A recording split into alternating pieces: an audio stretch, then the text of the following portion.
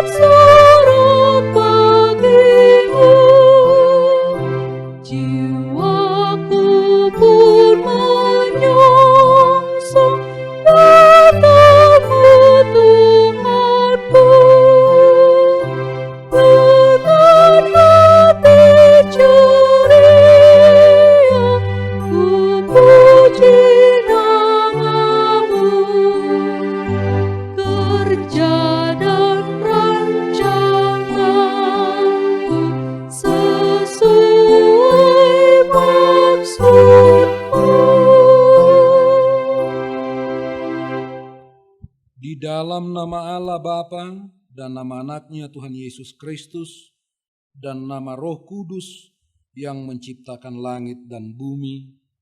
Amin. Angkatlah kepalamu, hai pintu-pintu gerbang, dan terangkatlah kamu, hai pintu-pintu yang berabad-abad, supaya masuk Raja Kemuliaan. Siapakah itu Raja Kemuliaan? Tuhan jaya dan perkasa, Tuhan perkasa dalam peperangan.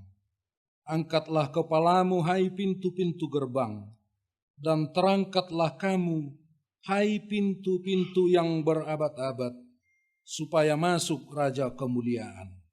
Siapakah dia itu Raja Kemuliaan? Tuhan semesta alam, dialah Raja Kemuliaan. Haleluya.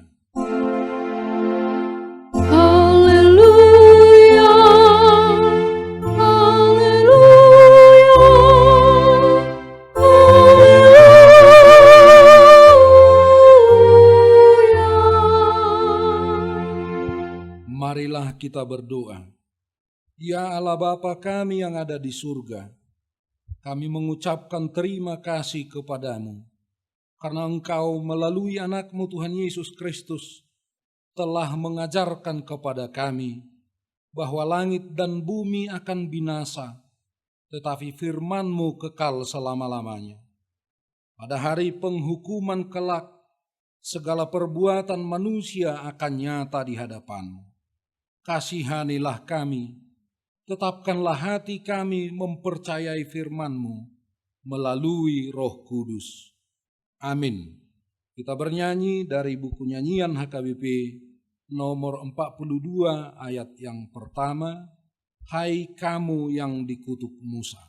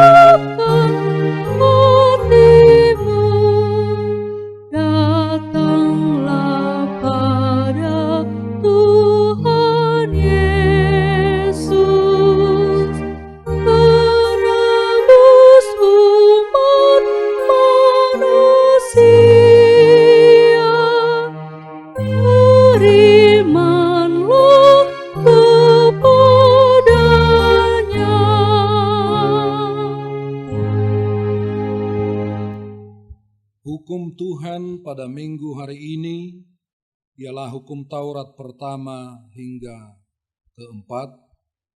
Taurat pertama, Akulah Tuhan Allahmu, jangan ada padamu Allah lain di hadapanku.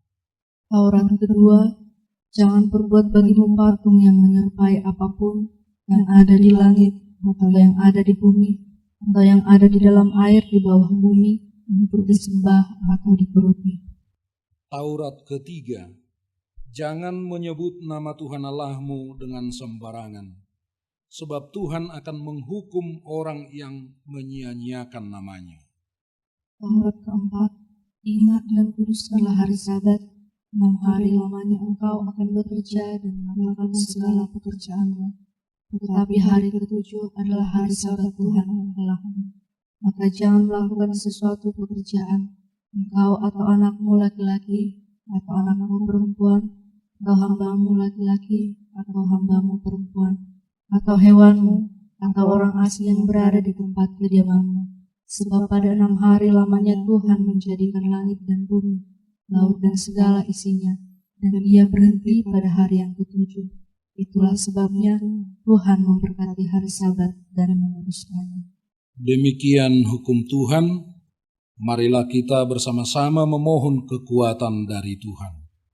Ya Tuhan, kuatkanlah kami untuk melakukan yang sesuai dengan hukum. Amin. Kita bernyanyi dari buku nyanyian HKBP 424, ayat 1 dan ayat 2, Suara Roh Tuhan.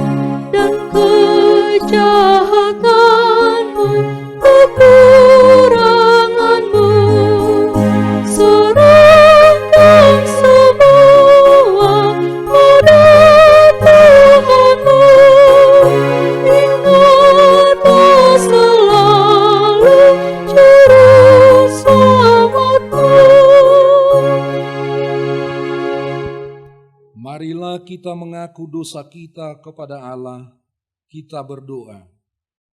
Ya Tuhan Allah yang Maha Kuasa dan Maha Benar, pengasih dan penyayang, bermurah hatilah Engkau ya Tuhan terhadap kami. Kiranya Tuhan berkenan mengampuni segala dosa dan kejahatan kami. Kiranya Tuhan mengampuni segala dosa dan kejahatan kami. Tiada yang lain yang dapat menjadi pelindung dan penyelamat bagi kami, selain dari kasih sayang dan pembenaran-Mu yang tunggal. Karena itu karuniakanlah kami ketenangan dan penghiburan di dalam pengorbanan anak-Mu, Tuhan Yesus Kristus Juru Selamat kami. Amin.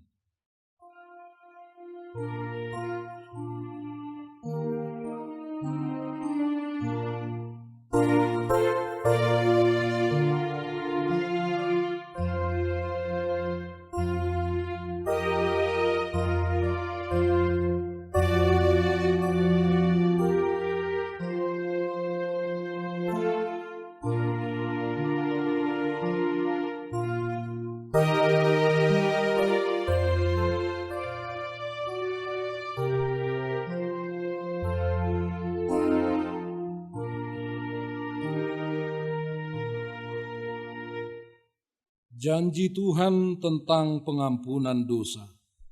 Demikian firman Tuhan. Engkau memberati aku dengan dosamu, engkau menyusahi aku dengan kesalahanmu.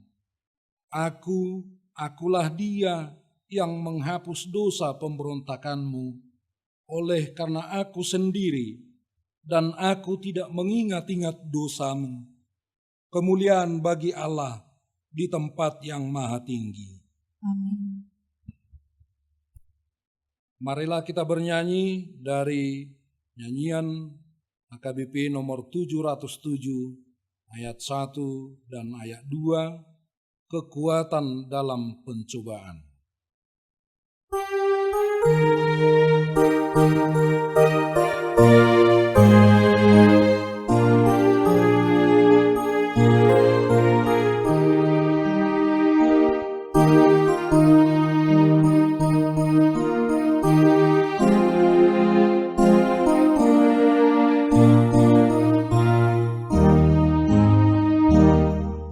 Kekuatan dalam pencobaan diberikan Tuhan padaku. Dalam duka aku dihiburnya, Tuhan selalu pimpin langkahku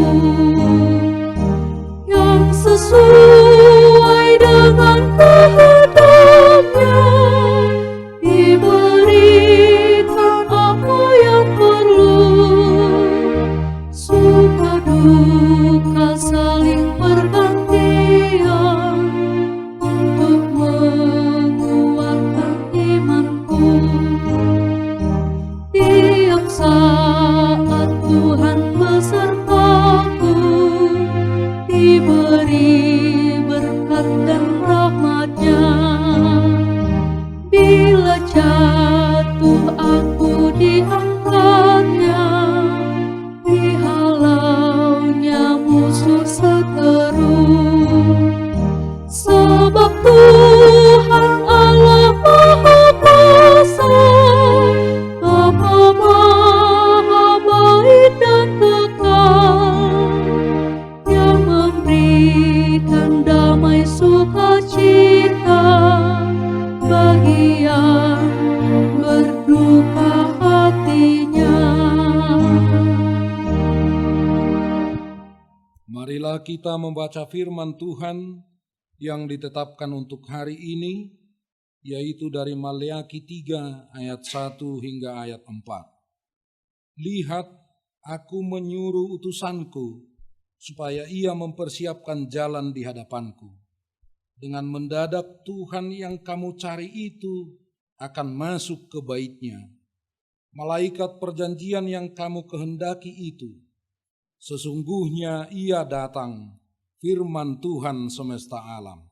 Siapakah yang dapat tahan akan hari kedatangannya, dan siapakah yang dapat tetap berdiri apabila ia menampakkan diri?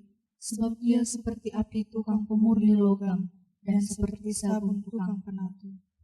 Ia akan duduk seperti orang yang memurnikan dan mentahirkan perak, dan ia mentahirkan orang Lewi, menyucikan mereka seperti emas dan seperti perak, supaya mereka menjadi orang-orang yang mempersembahkan korban yang benar kepada Tuhan. Maka persembahan Yehuda dan Yerusalem akan menyenangkan hati Tuhan, seperti pada hari-hari dahulu kala, dan seperti tahun-tahun yang sudah-sudah. Demikianlah pembacaan firman Tuhan. Berbahagialah orang yang mendengar firman Allah serta memeliharanya. Amin. Kita bernyanyi dari buku nyanyian HKBP 541 ayat 1 dan ayat 6, dengan kuasanya.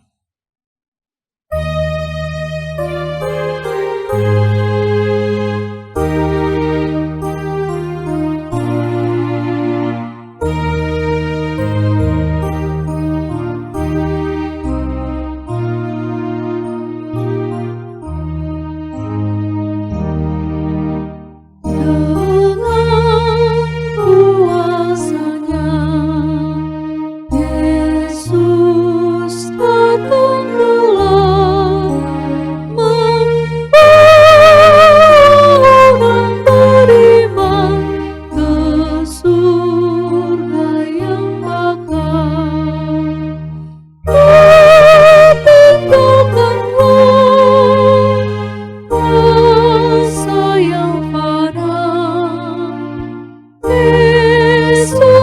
harapanku di hari Tuhanku.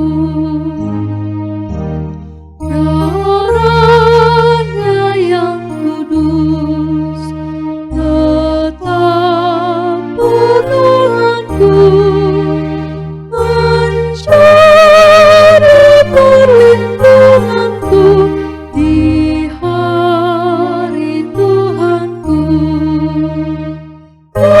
Perlindunganmu, kuasa yang panah, Yesuslah harapanku di hari Tuhanku. Marilah kita bersama-sama mengaku iman kepercayaan kita, sebagaimana teman-teman seiman di seluruh dunia, kita bersama-sama mengucapkannya. Aku percaya kepada Allah, Bapa yang Maha Kuasa, Khalik langit dan bumi. Aku percaya kepada Yesus Kristus, Anaknya yang tunggal Tuhan kita, yang dikandung daripada Roh Kudus, lahir dari anak darah Maria, yang menderita sengsara, di bawah pemerintahan Pontius Pilatus, disalibkan, mati dan dikuburkan, yang turun ke dalam kerajaan maut. Pada hari yang ketiga bangkit pula dari antara orang mati, naik ke surga, duduk di sebelah kanan Allah, Bapa yang Maha Kuasa. Dari sana akan datang kelak untuk menghakimi orang yang hidup dan yang mati. Aku percaya kepada Roh Kudus dan adanya satu gereja yang kudus, persekutuan orang kudus, pengampunan dosa, kebangkitan daging, dan hidup yang kekal. Amin.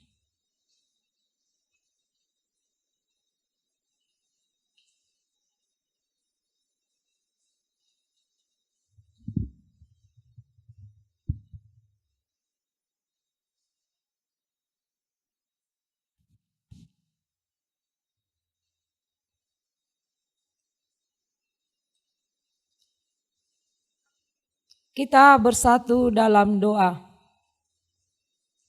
Bapa kami yang di surga, puji dan syukur kami keucapkan kepadamu ya Tuhan, atas segala kasih dan berkat yang masih kami terima hingga pada hari ini.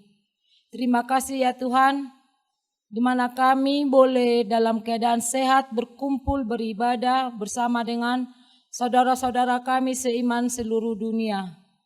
Tolonglah Tuhan berkati ibadah kami pada hari ini, yaitu ibadah Minggu Advent kedua, agar ibadah kami berkenan di hadapan-Mu. Terima kasih juga ya Tuhan, di mana hari ini kami akan mendengarkan firman-Mu. Berkatilah para hamba-Mu yang akan melayani kami ya Tuhan, agar mereka beroleh sukacita dalam menyampaikan firman-Mu, agar firman yang mereka sampaikan ya Tuhan dapat kami terima dengan baik dan kami dapat melakukannya dalam kehidupan kami sehari-hari. Terima kasih juga ya Tuhan, karena pada hari ini, Minggu Advent kedua ini, kami mempersiapkan hati dan pikiran kami agar masa-masa penantian ini ya Tuhan, kami boleh merenungkan apakah kami layak menerima Engkau di hati kami. Untuk itu ya Tuhan, mampukan kami meninggalkan sifat-sifat yang kurang baik di hadapan-Mu, agar hati kami dapat menjadi tempat kelahiran-Mu di dunia ini. Ya Tuhan, terima kasih juga karena firman-Mu yang akan disampaikan para hamba-Mu dapat kami dengar. Tolonglah kami ya Tuhan agar kami dapat mengerti dan melakukannya dalam kehidupan kami sehari-hari. Ya Tuhan, kami bawakan juga ke dalam tangan-Mu para jemaat-Mu, dimanapun mereka berada, apapun pekerjaan mereka ya Tuhan, apabila mereka menghadapi banyak pergumulan, tolonglah mereka dalam pergumulan mereka, agar mereka dapat memenangkan pergumulan mereka. Berkati juga para jemaat-Mu yang beroleh sukacita dan mempunyai berkat yang lebih. Engkau ketuk hati mereka ya Tuhan, agar mereka juga dapat menolong saudara-saudara kami yang kurang mampu. Karena melalui itu ya Tuhan, kami menunjukkan bahwa kami adalah pengikut-Mu yang setia. Ya Tuhan, kami bawakan juga program gereja-Mu yang sudah berjalan dan yang akan berjalan. Engkau ya Tuhan yang memberkati para jemaat dan pelayan-Mu agar bersatu padu untuk mensukseskan segala program yang baik dan menghadirkan damai sejahtera di dunia ini.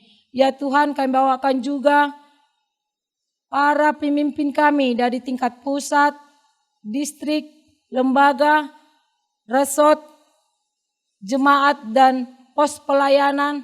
Engkau berkati mereka ya Tuhan, berikan hikmat kebijaksanaan yang daripada-Mu.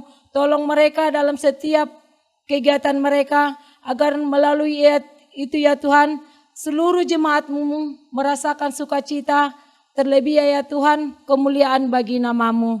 Ya Tuhan, kami bawakan juga negara kami ini yang banyak menghadapi persoalan. Engkau bantu ya Tuhan para aparatur negara kami, agar mereka dapat melayani dengan hati dan takut akan Tuhan. Sehingga kami ya Tuhan, masyarakat Indonesia dapat merasakan damai sejahtera dan pemerataan pembangunan. Ya Tuhan, kami banyak melakukan segala dosa dan kesalahan. Mampukan kami untuk meninggalkan itu ya Tuhan, agar kami berkenan di hadapan-Mu dan dapat menerima berkat-Mu. Kami sampaikan doa kami ini hanya melalui nama anak-Mu Yesus Kristus, Tuhan Juru Selamat kami yang hidup. Amin.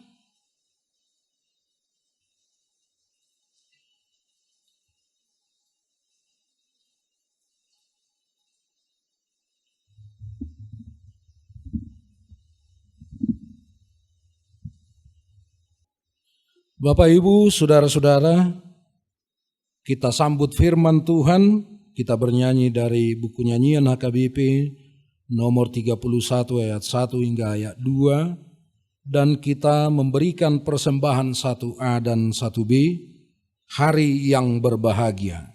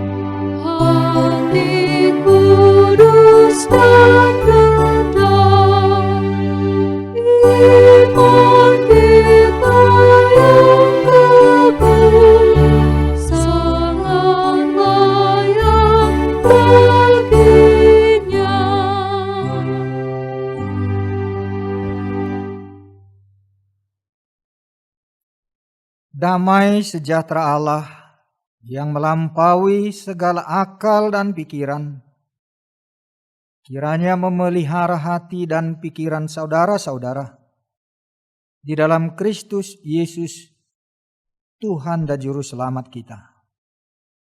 Amin.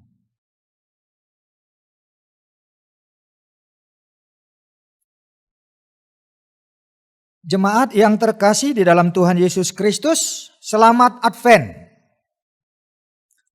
Firman Tuhan pada minggu Advent kedua hari ini tertulis dalam Lukas pasal 3 ayat 1 sampai ayat 6. Demikian tertulis. Dalam tahun ke-15 dari pemerintahan Kaisar Tiberius, ketika Pontius Pilatus menjadi wali negeri Yudea dan Herodes raja wilayah Galilea, Filipus saudaranya raja wilayah Iturea dan Trachonitis, dan Lisanias raja wilayah Abilene. Pada waktu Hanas dan Kayafas menjadi imam besar, datanglah firman Allah kepada Yohanes anak Zakaria di padang gurun. Maka datanglah Yohanes ke seluruh daerah Yordan dan menyerukan, "Bertobatlah dan berilah dirimu dibaptis, dan Allah akan mengampuni dosamu. Seperti ada tertulis dalam kitab nubuat-nubuat Yesaya. Ada suara yang berseru-seru di padang gurun, persiapkanlah jalan untuk Tuhan, luruskanlah jalan baginya. Setiap lembah akan ditimbun, dan setiap gunung dan bukit akan menjadi rata. Yang berliku-liku akan diluruskan, yang berlekuk-lekuk akan diratakan. Dan semua orang akan melihat keselamatan yang dari Tuhan." Demikian firman Tuhan. Jemaat yang terkasih dalam Tuhan Yesus Kristus, melalui perayaan Minggu Advent kedua hari ini, kita bertemu dengan seorang tokoh sentral yang telah dinubuatkan oleh Nabi Yesaya, yakni Yohanes Pembaptis. Dia adalah sosok utama pendahulu yang menyediakan jalan bagi kedatangan Yesus Kristus. Penulis Injil Lukas dengan sangat jelas mengutip apa yang dikatakan Nabi Yesaya tentang dia, dan diucapkan sendiri oleh Yohanes dalam naskotbah kita hari ini. Konteks hidup Yohanes juga dijelaskan di tengah-tengah sosiopolitis Palestina saat itu. Pada masa itu ada kekosongan sekitar 400 tahun. Tidak ada nabi di tengah-tengah masyarakat Yahudi. Bagi kekristenan, Yohanes Pembaptis merupakan juru kunci yang menjembatani perjanjian lama ke perjanjian baru. Tentang dia Yesus berkata, "Sesungguhnya di antara mereka yang dilahirkan oleh perempuan, tidak pernah tampil seorang yang lebih besar daripada Yohanes Pembaptis. Namun yang terkecil dalam kerajaan sorga lebih besar daripadanya." Sejak tampilnya Yohanes Pembaptis hingga sekarang, kerajaan sorga diserong dan orang yang menyerongnya mencoba menguasainya. Kalimat ini sangat penting kita camkan untuk pemahaman iman kita selaku gereja dan pengikut Kristus. Namun Yohanes sendiri bersaksi tentang dirinya. "Aku membaptis dengan air, tetapi di tengah-tengah kamu berdiri Dia yang tidak kamu kenal, yaitu Dia yang datang kemudian daripadaku. Membuka tali kasutnya pun aku tidak layak. Ia harus makin besar, tetapi aku harus makin kecil. Itu artinya bahwa dia bukan apa-apa dibandingkan dengan Yesus Kristus. Untuk menjadi budaknya saja pun ia tidak layak. Yohanes merendahkan dirinya amat sangat di hadapan Yesus. Padahal Yesus sendiri datang kepadanya untuk dibaptis. Sama seperti orang-orang yang telah dikecam habis oleh Yohanes. Apa yang patut kita renungkan dari uraian tersebut sehubungan dengan Advent kedua dalam kalender tahun Gerejani yang kita rayakan hari ini? Setidaknya ada 3 hal penting sekaligus unik dan sangat menarik. Yang pertama, tokoh Yohanes Pembaptis. Dia telah dinubuatkan oleh Nabi Yesaya sebagai suara orang yang berseru-seru di padang gurun. Ia membawa pesan penting bagi Israel. Namun ia bukan tampil di tempat strategis dan yang mudah dijangkau oleh orang banyak. Seperti di pusat-pusat keramaian. Khususnya di Bait Allah Yerusalem yang adalah pusat segala ritual dan keyakinan bangsa Israel yang sangat sentral. Menyampaikan sesuatu yang sangat penting, namun salah mengambil tempat. Begitulah menurut logika berpikir normatif. Menurut pemikiran normal kita, hanya orang-orang yang kurang kerjaan aja, atau kebetulan lintas, dan mungkin orang yang tersesat jalan, yang akan bertemu dengan Yohanes di padang gurun. Tetapi kenyataannya begitu banyak orang datang kepadanya. Yang paling mengherankan, justru khotbahnya dan perkataan yang ditujukan kepada orang-orang yang datang kepadanya sama sekali bukan ucapan dan kata-kata yang lemah lembut atau bujukan yang menyenangkan hati. Sebaliknya teguran yang sangat keras dan kecaman pedas.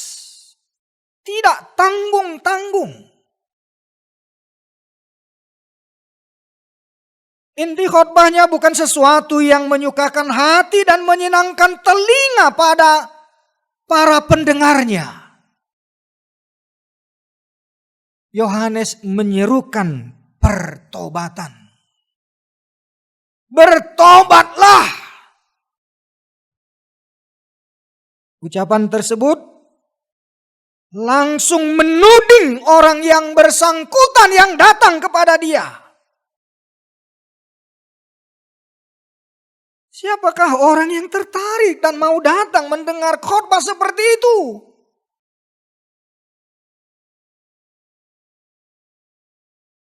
Saudara, ada beberapa hal yang penting untuk kita renungkan dari apa yang disampaikan oleh Yohanes. Yang pertama,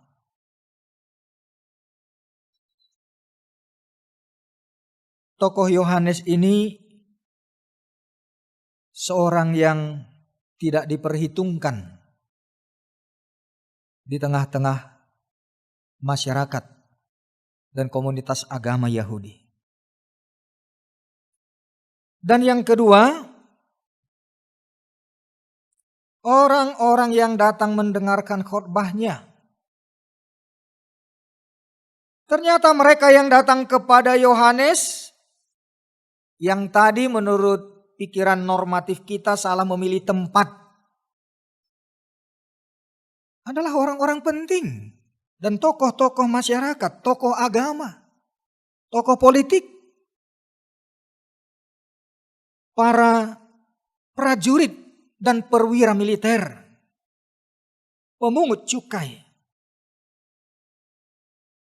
Dan khotbah Yohanes tadi menegur keras juga Raja Herodes karena memperistri istri saudaranya. Dan atas segala kejahatan lain yang dilakukannya. Yang menjadi pertanyaan, mengapa begitu banyak orang yang datang kepada Yohanes yang salah pilih tempat tadi. Padahal ada bait Allah. Dan ada tempat-tempat lain yang lebih strategis dan relevan. Dan bukan seorang yang terakreditasi secara legalitas formal. Dan bukan seorang profesional. Mengapa begitu banyak orang datang kepada Yohanes?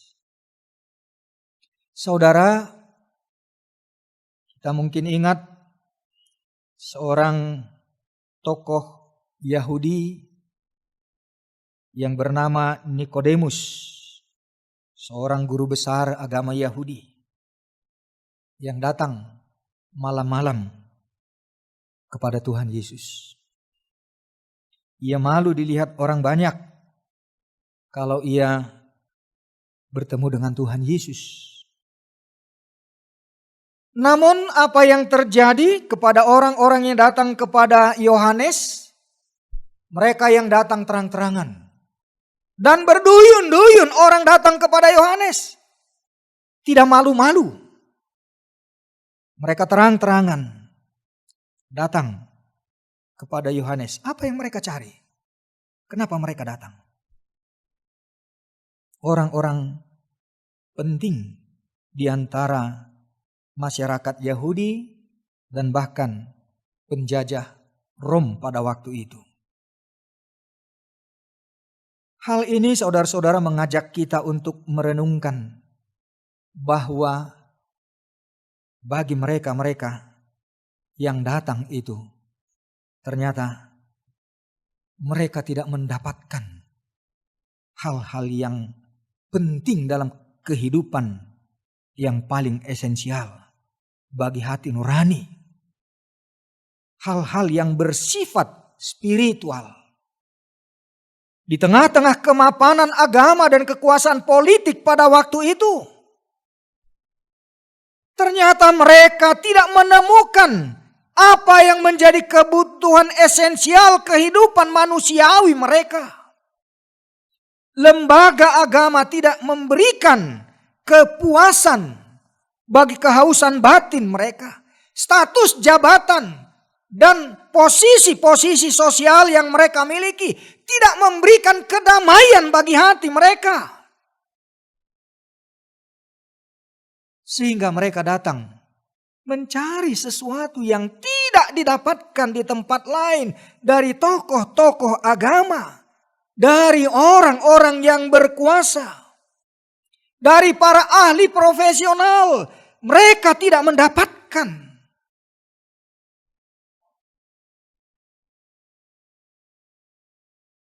Yang ketiga, kita melihat bagaimana sikap dan respons orang banyak yang mendengarkan khotbah Yohanes tersebut. Ternyata mereka dengan rela menyerahkan diri untuk dibaptis. Artinya mereka sadar akan dosa-dosa, pelanggaran-pelanggaran mereka atas hukum-hukum Tuhan, atas kebenaran hakiki, batin dan nurani mereka. Mereka mengaku bersalah dan berdosa di hadapan Tuhan walaupun tidak diucapkan.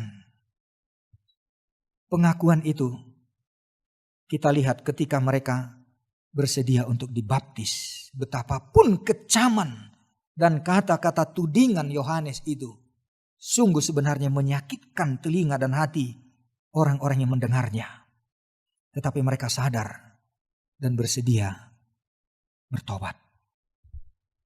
Artinya mereka mengakui dosa, kesalahan mereka di hadapan Tuhan. Keresahan batin dalam kehidupan pribadi manusia ternyata tidak mendapat jawaban dari doktrin-doktrin agama, dari ahli-ahli filsuf, dari para tokoh-tokoh pengajar agama, guru-guru besar Yahudi, para akademisi dan orang-orang profesional tidak memberikan jawaban atas keresahan batin. Sebagaimana Martin Luther yang akhirnya dia melakukan gerakan reformasi. Setelah dia menaati seluruh aturan-aturan gereja pada waktu itu. Tetapi dia tidak mendapatkan kedamaian, batinnya tetap resah. Apa yang dapat kita renungkan tentang hal ini? Saudara, pada saat ini semakin banyak keberadaan orang-orang yang tadinya berlatar belakang agama, khususnya juga keberadaan gereja dan kekristenan di Eropa, yang akhirnya mereka meninggalkan Tuhan. Gereja kosong. Bahkan berita terakhir yang kita bisa dapatkan informasi, gereja dirubuhkan dan dijual. Karena tidak ada lagi jemaat yang membutuhkan gereja. Atau dari sisi pandang yang lain, kita juga dapat mengatakan banyak orang yang mencari Tuhan, tetapi dengan jalan keluar dari lembaga-lembaga formal keagamaan, dari gereja, mencari ke tempat yang lain. Tetapi sebaliknya, kini juga ada banyak kaum beragama atau kelompok-kelompok tertentu yang mencari kebenaran yang hakiki, yang secara spiritual dalam pengalaman pribadinya mereka bertemu dengan sosok ilahi. Dan banyak yang mengatakan berjumpa dengan Yesus dalam pengalaman-pengalaman spiritual. Dan akhirnya bertobat, menerima Yesus yang tadinya mereka orang yang antipati akan kekristenan dan membenci nama Yesus. Tetapi kini semakin banyak juga orang bukan karena diinjili oleh gereja, tetapi menerima Yesus dalam pengalaman-pengalaman spiritual pribadi masing-masing. Saudara, fenomena ini menegaskan satu hal yang terpenting bagi kita. Bahwa semua orang punya hati nurani yang membutuhkan kemurnian, nilai-nilai kebenaran yang hakiki. Bahwa ada ruang kosong di dalam batin setiap orang yang tidak bisa diisi dan tidak bisa dipuaskan dengan segala aksesori kehidupan dan formalitas agama.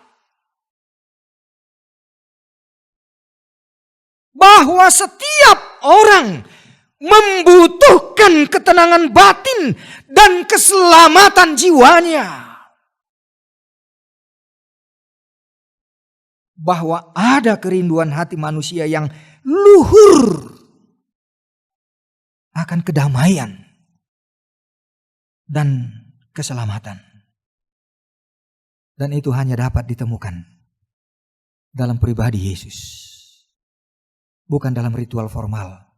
Bukan dalam lembaga-lembaga agama. Bukan dari tokoh-tokoh yang hebat yang punya sertifikasi, gelar-gelar segala macam. Tapi Allah sendiri menjumpai dan bertemu dengan pribadi-pribadi orang yang sedemikian. Saudara, apa yang kita butuhkan dan bagaimana kita dalam Advent yang kedua ini? Yang pertama, saudara-saudara, tentu kita membutuhkan dan harus punya pengalaman secara pribadi berjumpa dengan Tuhan Yesus. Tanpa itu, segala bentuk formalitas agama, segala bentuk ritual-ritual peribadahan tidak akan memberikan kelepasan jiwa kita, kekosongan batin kita. Setiap orang membutuhkan juru selamat. Setiap orang tahu bahwa apapun yang dia lakukan, perbuatan apapun yang dia yakini tidak memberikan kedamaian, ketenangan batin. Hanya di dalam Yesus dan dengan berjumpa, bertemu dengan Tuhan Yesus, itu akan dapat dijawab. Lantas sekarang apa yang harus kita lakukan? Bertobatlah dan mengakulah di hadapan Tuhan. Jangan hindarkan teguran-teguran firman Tuhan. Siapapun yang menyampaikan, dimanapun saudara menemukan benih-benih firman Tuhan, itu tersimpan di dalam batin kita. Biarlah itu juga menjadi kesempatan bagi kita untuk mendapatkan pelayanan roh di dalam kehidupan kita pribadi lepas pribadi. Bukan sekadar formalitas dalam kehidupan ritual keagamaan kita. Pertobatan yang seperti itulah yang Tuhan inginkan melalui Advent yang kedua saat ini, agar kita boleh berjumpa dengan Tuhan Yesus. Dan yang terakhir, sebagai orang percaya ataupun sebagai pelayan di tengah-tengah komunitas jemaat maupun sebagai gereja dalam sebuah wadah persekutuan atau lembaga organisasi dimanapun kita bernaung bersekutu, lakukanlah pelayanan yang lebih dari hal-hal yang formalistik. Hal-hal yang formal tidak akan cukup, tidak akan bisa menjawab kebutuhan batin setiap orang. Nah, karena itu, hal seperti inilah yang harus kita persiapkan dan lakukan dalam kehidupan kita, baik sebagai pribadi orang-orang percaya, sebagai orang Kristen, terutama juga dalam pelayanan formal kita, ataupun dalam komunitas kehidupan gereja, dalam pelayanan jemaat kita, agar kita boleh berjumpa dengan sosok pribadi Sang Ilahi tersebut, dan di dalam pertobatan yang sungguh, karena ada kekosongan batin yang hanya dapat diisi oleh Dia, Sang Kristus Penebus. Selamat Advent. Amin. Bapa di dalam Yesus Kristus, kami bersyukur hari ini Advent yang kedua memberikan kepada kami saat di mana Tuhan mengingatkan dan bahkan menegur kami, sebagaimana yang disampaikan oleh hamba-Mu Yohanes Pembaptis pada waktu itu. Dan ketika saat ini pun kami boleh mendengarkan suara kebenaran yang disampaikan dahulu oleh hamba-Mu di padang gurun, tetapi saat ini di hadapan kami. Saat ini juga Tuhan Engkau menyerukan itu kepada kami, agar kami bertobat. Itulah jembatan kami untuk boleh menerima Kristus dan berjumpa dengan Sang Juru Selamat. Penuhilah hati kami dengan Roh Kudus-Mu dan berikan damai sejahtera bagi kami.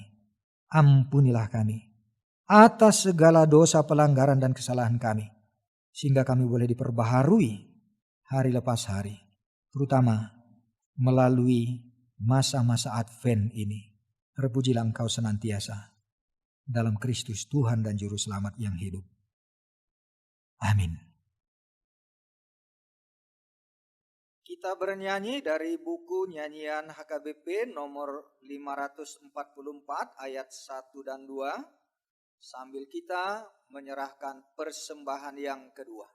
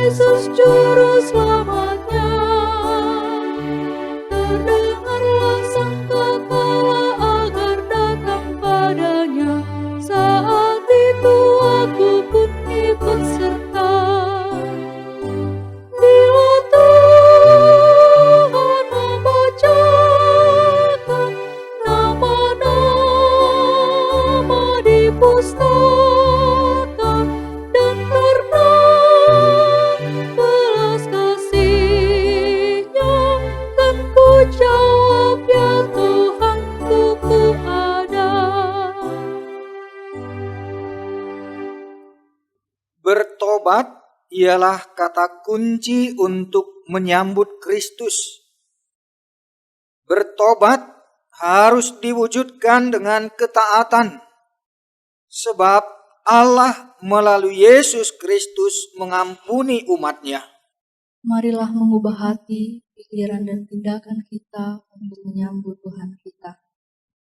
Buah dari pertobatan adalah bukti bahwa seseorang sungguh-sungguh sudah bertobat, yaitu meninggalkan cara hidup yang lama dan menjalani hidup sebagai manusia yang baru, yang senantiasa hidup di dalam kasih.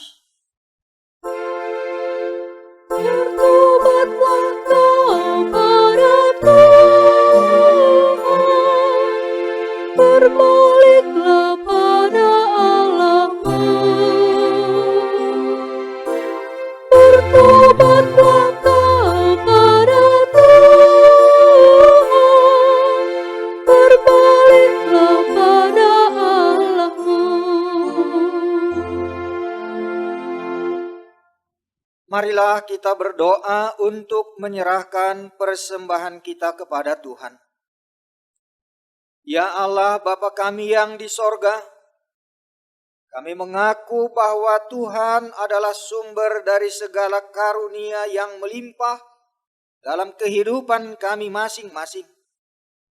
Sebahagian daripada karunia itu, kami serahkan kembali sebagai persembahan kepada Tuhan.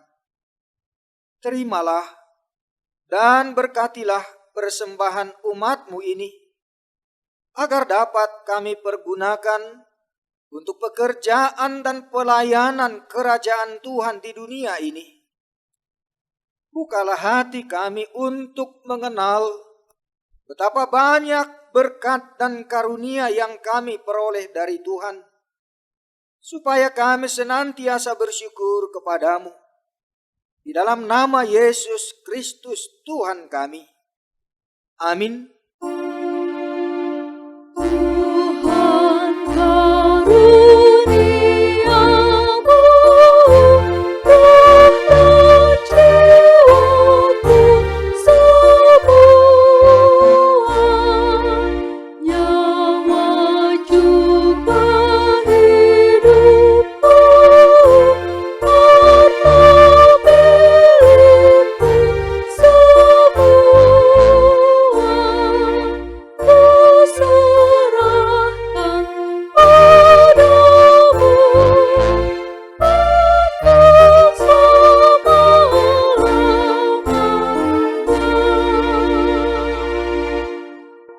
Bapa kami yang di sorga, dikuduskanlah namamu, datanglah kerajaan-Mu, jadilah kehendak-Mu di bumi seperti di sorga. Berikanlah kami pada hari ini makanan kami yang secukupnya, dan ampunilah kami akan kesalahan kami, seperti kami juga telah mengampuni orang yang bersalah kepada kami. Dan janganlah membawa kami ke dalam pencobaan, tetapi lepaskanlah kami daripada yang jahat.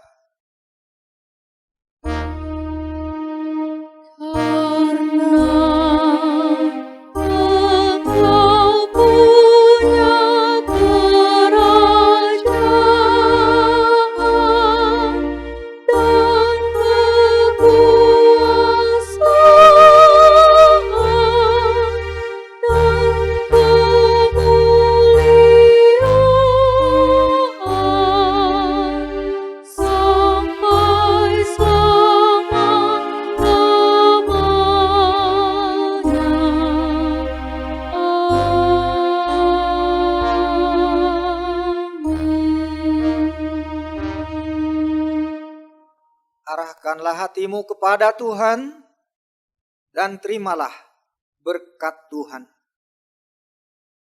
Tuhan memberkati engkau dan melindungi engkau. Tuhan menyinari engkau dengan wajah-Nya dan memberi engkau kasih karunia. Tuhan menghadapkan wajah-Nya kepadamu dan memberi engkau damai sejahtera. Amin.